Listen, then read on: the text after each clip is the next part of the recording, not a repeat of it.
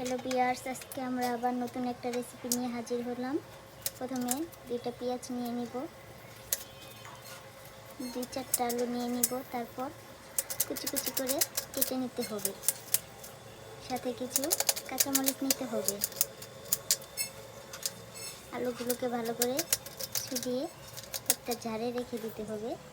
দেন সবগুলোকে কেটে একটা বাটিতে রেখে দিব। এরপর সমানভাবে আলুগুলোকেও কেটে একটা বাটিতে রেখে দিব।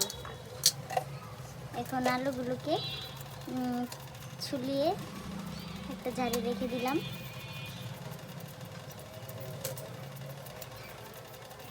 দেখতেই পাচ্ছেন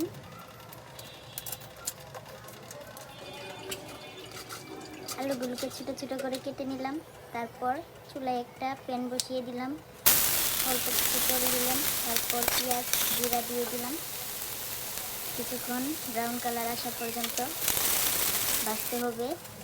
এরপর আমি সবগুলো মশলা, লবণ, মরিচ মশলা এক করে নিলাম, পানি দিয়ে গুলিয়ে ব্রাউন কালার আসার পর পেঁয়াজ তুলে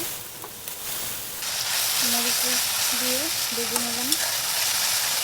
এরপর দিয়ে রাখা ছোটো মাছগুলোকে আমি মশলার ভিতরে ঢেলে দিব। তারপর নাড়াচাড়া করে অল্প একটু পানি দিয়ে দিব। বলক আসা পর্যন্ত অপেক্ষা করব। বলক আসার পর কেটে রাখা আলুগুলো সেখানে ঢেলে দিব।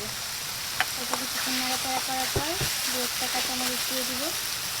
এরপর গরম পানি অ্যাড করে দিব।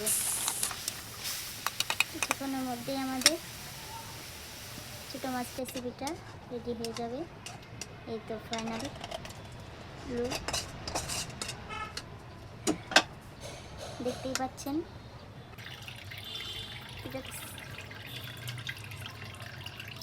ভালো লাগলে সাবস্ক্রাইব করবেন।